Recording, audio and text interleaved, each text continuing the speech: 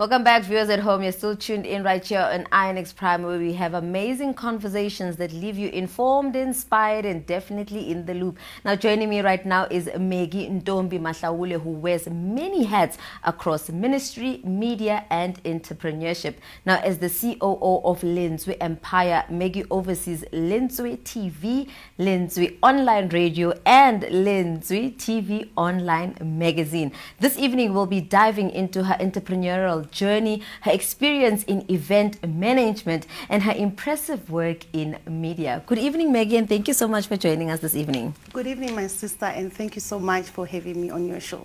Now, just to get the show started, I want to know, when did the bug of entrepreneurship take a bite at you? I think it's something that comes from the family. Looking back at my dad's side, my mom's side, they've actually been entrepreneurs. So it's something that I was born with. Now, taking a look at what exactly now led you to now, coming up with Mahlaule, Pride in Excellence. I want to know a very inspiring story on what started that. Mahlaule, is my surname. Yeah. So I just needed something that is more, have a family meaning. So the company is more of excellence. We strive for excellence in everything that we are doing. But most importantly, this is a building of a legacy for the generations to come. Hence, Mahlaule, Pride in Excellence. We take pride in the excellent work that we are doing. Amazing. So can you tell us a bit about what exactly Mahlaule, delves into its daily operation, or is it the warehouse for all the other beautiful works that you're doing? So Mahlaule, Pride in Excellence is more on the events management. Okay. We do events in a stylish way, it's more like serving, more like a ministry, whereby we go all out. Okay. It's a family thing. When it comes to the ushers, it comes to everybody. Preparations of the event, on the day of the event, even the postmortem after the event, is all about family. So this is more of bringing the Mahlaule family together, to work together in the events coordination. Mainly events coordination is about your gospel events most of the times, with a vision of growing it more into the corporate, but mainly it's about serving. It's an opportunity for us to give back into the world. Now, seeing that you have so much experience with, running your own TV show, amongst other things, I want to know from you, in starting this beautiful enterprise, what would you say are some of your challenges in terms of, managing gospel artists and running any events that the company does? Managing gospel artists have been something that I called a journey. Okay. Because I come from a corporate of monitoring and evaluation, and they coming from a different world. When now I come in with the experience of managing programs. They are not programs; they're more of a ministry and serving and ministering. And the challenge has really been how to break through, because we've got a lot of gospel artists in South Africa. It's the same thing, it's the same songs. How do you break through? It's been one of the challenges, But most importantly, them understanding themselves, understanding what is it that God has called them to do, what is it that it's a unique gift, what they will be offering out there to the audience. What is it that will make people stop, leave other, music and come and buy your music. So it's a matter of being unique, being yourself. But then as a gospel artist manager, you have to be the one who is making sure that is happening. Because sometimes there's quite a lot of blind spots. They don't see even the potential that they have. So you have got to be the one who opens doors, go out there and make sure that they are not just producing music that is not selling. It has to actually be, a gospel that reaches people in all ends of the nation. Now, looking at, Mahlaule, Pride in Excellence, I want to know, what is your futuristic vision for this very, very interesting enterprise? As well as I want to know from you, how do you then plan on growing it further? International artists. That's the main goal.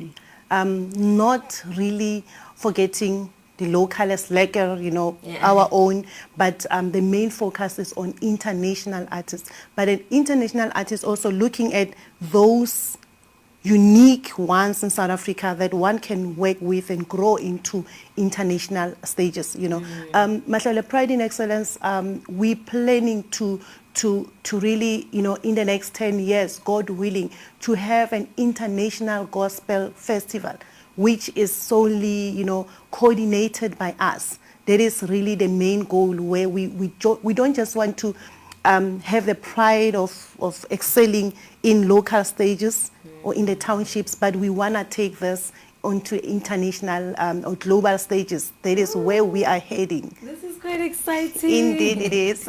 Now, we know with planning events, especially of such great magnitude, with dealing with the artists, making sure that the stage is not falling apart, the sound system is intact, the tables are well placed. I want to know from you, what is your planning process looking like to ensure that everything runs so smoothly? Because I know a lot of viewers at home will tell you, whenever I plan an event, something has to go wrong. Maybe us Maggie can help me by just, navigating this pool and mastering something. The first most important thing is prayer. I'm an ordained minister of the Word of God. I preach. This is the first thing that I do. This is my whole purpose is the gospel of Christ. And as a family, we don't just work in the Mahlaule Pride in Excellence business, but we pray together. We meet monthly, annually. We've got family Thanksgiving. We pray, we plan together. Most important thing for me is to have realistic goals. As I've mentioned, that my background is monitoring and evaluation. That is coming in very handy, because this has got to do with planning. I know that whenever I plan an event, I need to put SMART goals. They must be specific, they must be measurable, attainable, realistic, and timely as well. So I make sure that I run that as a project. It becomes a project where I know from the beginning of the planning how much I'm going to spend on water, how much I'm going to spend on every single thing. It becomes a project, and the most important thing is quality. It's about quality, because you don't want to look back and you feel, can I just erase that memory? I always say, even if there can be 10 people coming into the event, but let it have a meaning. And as I said, that this is more of a ministry work. Sometimes it's one person that God is really, wants to touch through that event, or through those singing, or through that worship, but you've got to go through all those 3 months, 6 months planning process. But most important thing, do not rush to do events. Every corner you are doing events, you need to sit, reflect, learn, grow. You need to also go out, learn from others. You need also to take counsel. You need to benchmark with others who are up there. The late Zanele Mbogazis, look at how they're doing things, learn from that. And even if you might not be at that global stage as yet, but you make sure that the little that you have is leaving positive outcomes. It can have an impact, even if it can be in the lives of 5 people. But most importantly, believe in yourself, believe in the work that you are doing. Now, from the many events that you have, spearheaded, I want to know from you, in terms of, what would you say is one of the most memorable, if not challenging, event you had to manage? Most challenging, I will say the first event ever, with no experience. I don't know what I smoked that day, but I decided I want to do an event. It was a fully packed event. There was no seat for people to sit.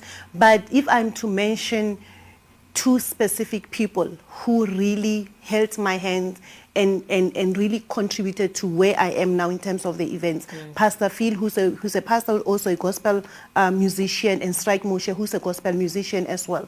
They really gave me time for me to ask questions. How can I do this? Voluntarily so. I didn't have to beg. Voluntarily so. They gave me tips and all.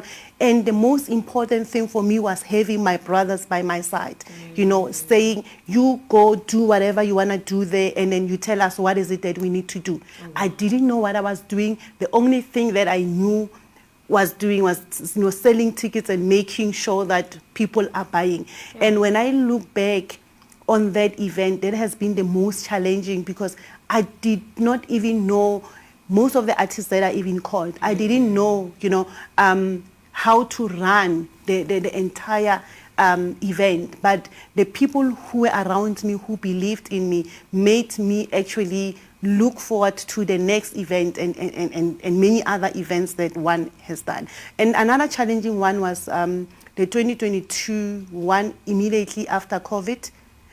Where people were still skeptical into buying tickets and being around, the crowds and all.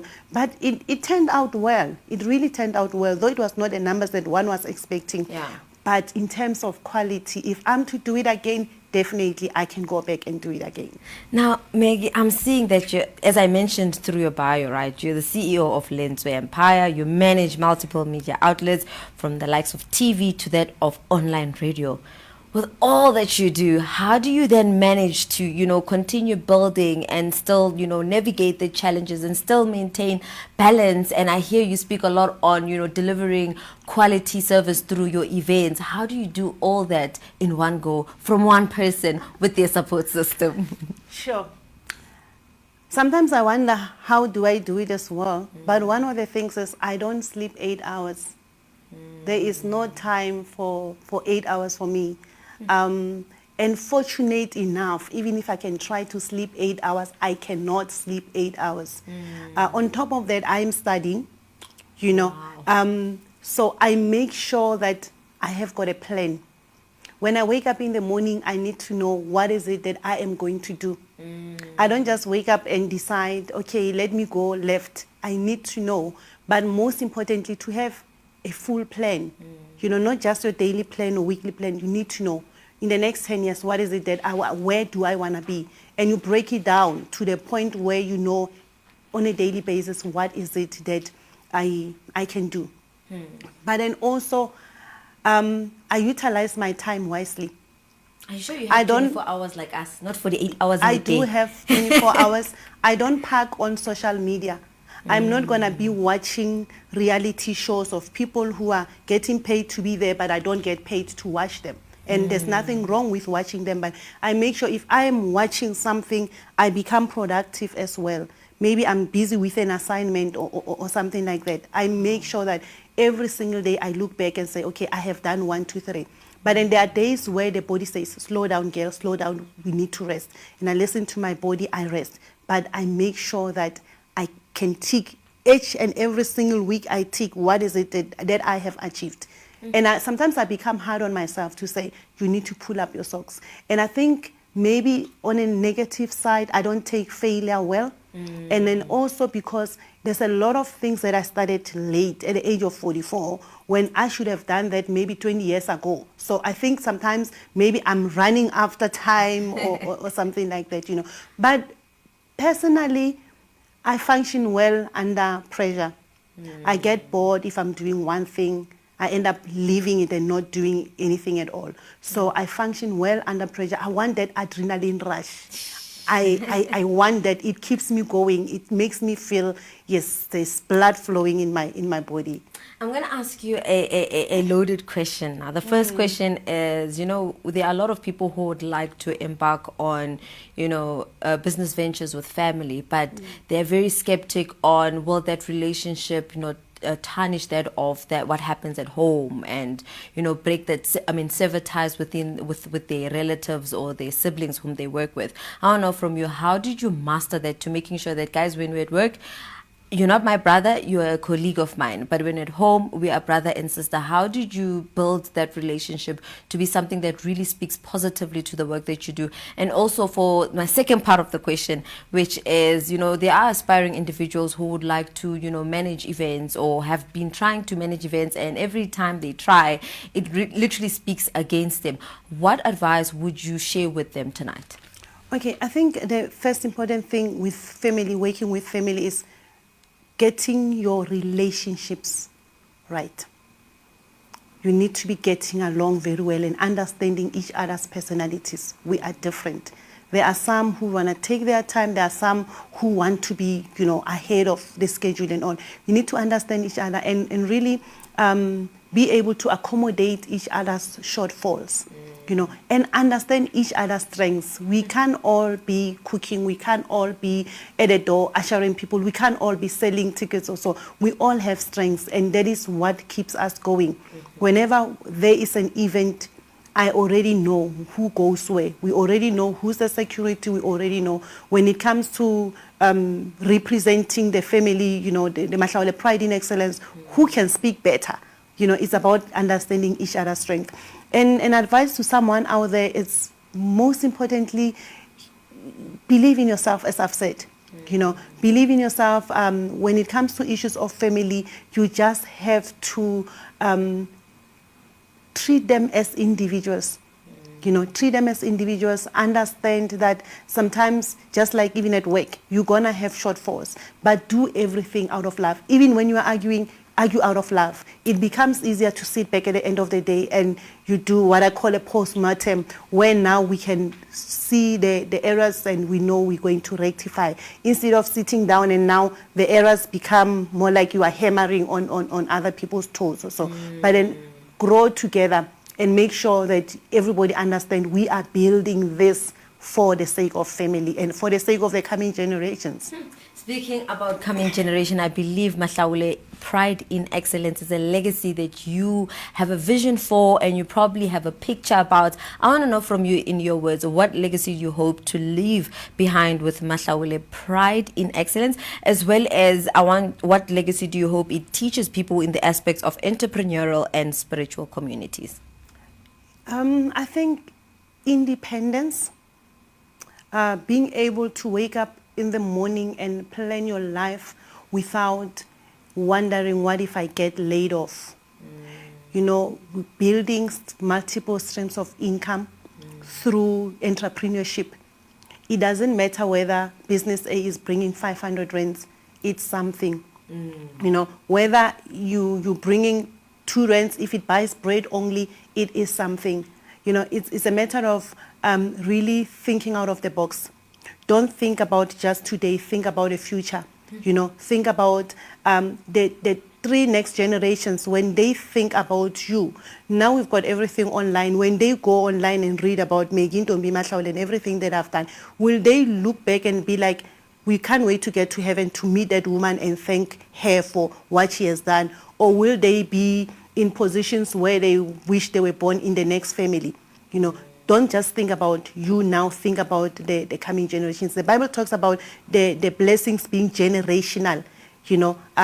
It's not just about now. It's about what I'm doing here. It's not just about me and my children here. It's about the next 3-4 generations. Will they benefit positively or negatively? One way or another, they're going to benefit. Is it going to be positive or is it going to be negative? So it's a matter of living, knowing, I'm not just living for Maggie. There are people I don't even know their names who are going to come while I'm not here. This is for them. Maggie, thank you so much for joining us this evening and sharing with us your beautiful journey on how, you kept, building and building and building and building. Thank you so much for joining. Thank you so much for having me on your show. It was lovely to chat with you.